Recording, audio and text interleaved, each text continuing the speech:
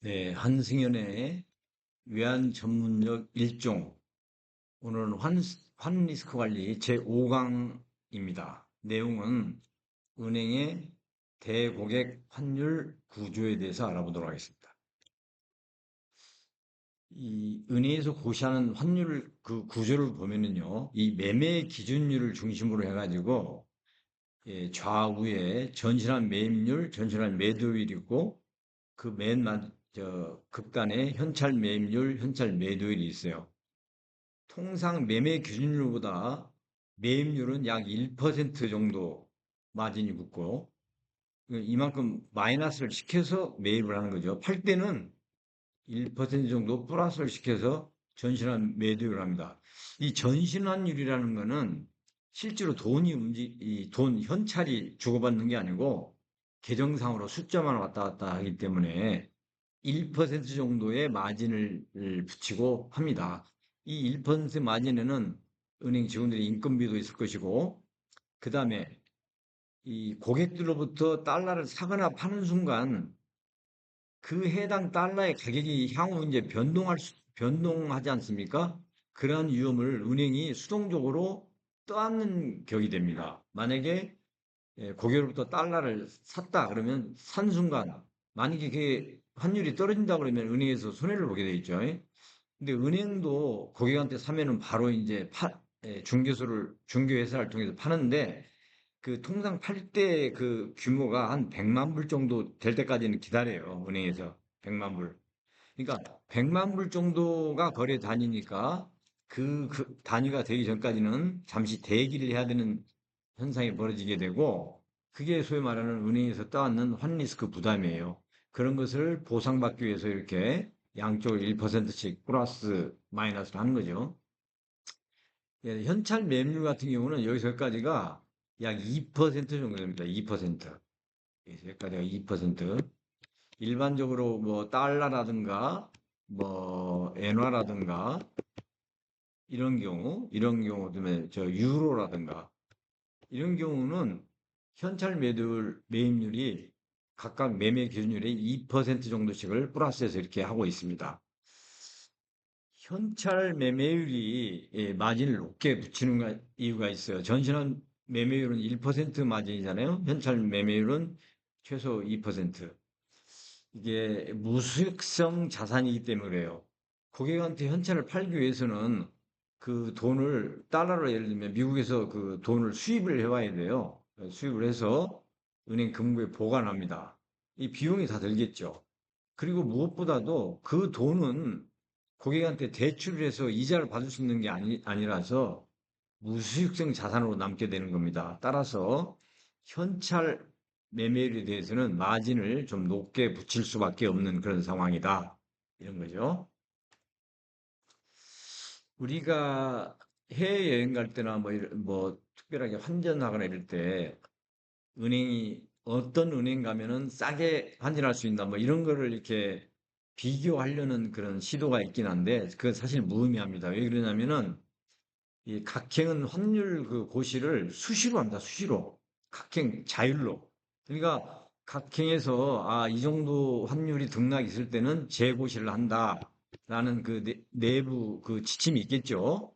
그 지침에 따라서 하는 거기 때문에 각행마다 고시하는 그 시간이 다르고 막 이래요. 그러니까 그거를 비교한다는 건 굉장히 어렵습니다. 다만 이제 은행에서는 아까 여기서 말씀드린 매매 기준이라고 전신한 매도율 차이라든가 매매 기준이라고 현찰 매도율 차이를 약간 할인을 해줍니다. 우대를 해준다고 해야 되겠죠? 예를 들어서 현찰 팔 때는 매매 기준율이 1,000원이면은 한 1,020원 이렇게 고시가 돼 있는데 이 20원이 마진이잖아요, 20원. 근데 이 20원에 80% 정도까지를 할인해 줄 수가 있어요. 이제 은행 말로 하면은 영업점장 전결로 80%를 우대해 줄 수가 있는 거죠. 그 다음에 전신원 매매 같은 경우는 이 90%를 우대해 줄 수가 있어요. 그러니까 매매 기준이 1,000원이면 전신원 매도율은 1,010원 정도가 되는 건데 이 10원 붙이는 마진을 9원 정도를 할인해 줄 수 있는 그런 경우가 있다 이 말이죠.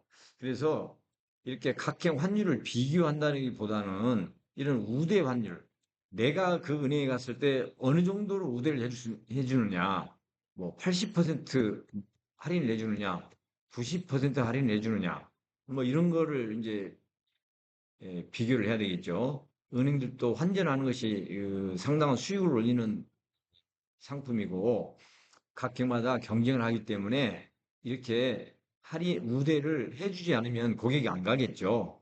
이제 그런 면에서 여러분들이 혹시 여행을 가신다거나 그럴 때는 당연히 창구에 가서 직원한테 좀 깎아주세요. 뭐 이렇게 이제 이 얘기를 해볼 만하다 이거죠. 우리 이제 은행원들 입장에서는 뭐 고객이 이렇게 원하면 에, 잘 고려를 해야 되겠죠. 경쟁 시장이니까. 그다음에 이 시장 연동 환율이라는 게 있습니다. 시장 연동 환율은 에, 고객이 환전을 원하는 시점, 그 특정 시점에 환율이 있을 거 아닙니까? 시장에서 거래되는 환율, 은행 간 그 환율이라고 그래요.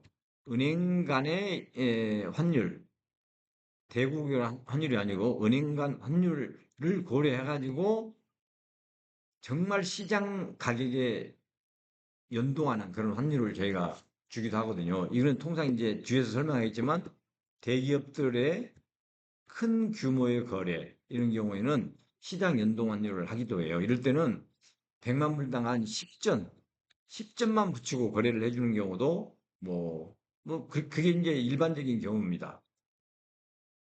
여기서 이제 제가 설명을 드리면 대기업이 예를 들어서 1,000만 불을 내가 오늘 수입 결제를 해서 사야 되겠다. 그러면 은행으로 전화합니다.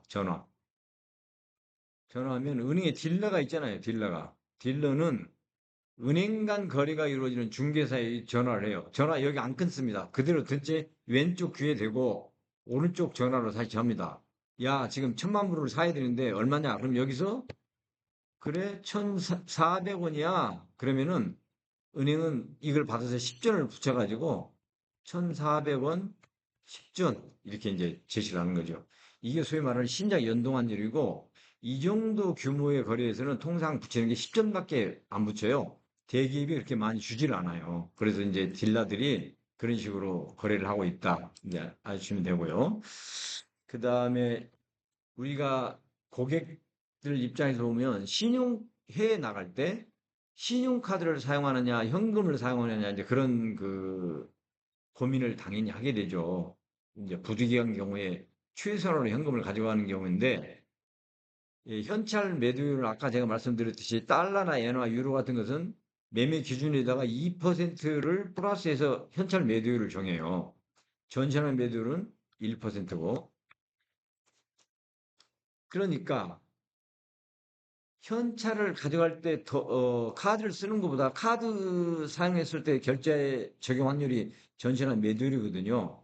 그러니까 그 마진을 적게 지급하고 쓸 수 있는 건데 지금 그 달러나 엔화나 유로 같은 경우는 2%지만 중국 유안화나 태국 바트는 현찰 매도율에 6%의 마진을 붙여요. 베트남 동 같은 경우는 12%, 필리핀은 10%. 그러니까 생각을 많이 해야 되겠죠. 이렇게 많이 주고 현찰을 꼭 갖고 와야 되는 건지, 아니면 카드를 쓰고 와서 한 달 후쯤 전신한 매도율을 결제를 할 것인지 고민을 좀 해봐야 되겠죠. 만약에 환율이 떨어지는 추세다. 그러면 여행 가서 카드 쓰고 한 달 후에 왔더니 환율이 더 떨어졌더라, 이게. 그러면 이건 완전히 최상이죠, 최상. 근데 최악은 뭡니까? 아, 이 그 마진을 내가 좀 적게 부담하기 위해서 카드를 사용하고 있는데 한 달에 와서 결제하려고 하니까 환율이 엄청 올라 버렸더라. 이 최악이 되겠죠. 이게 이것도 일종의 환 리스크입니다. 그러니까 그런 이런 상황들이 벌어질 수 있는데 일반적으로 생각하면 현금 사용을 최소화하고 신용카드를 사용하는 것이 더 유리하다. 특히 태국 바트나 유안화나 베트남이나 필리핀에 여행하신 분들은 이렇게 많은 마진을 부담하면서까지 현금을 많이 갖고 갈 필요가 없겠죠? 이런 거는 우리가 여행할 때 좀 참고하실 필요가 있겠습니다. 자, 오늘 여기까지 하고요. 다음 강의 때 또 뵙도록 하겠습니다. 감사합니다.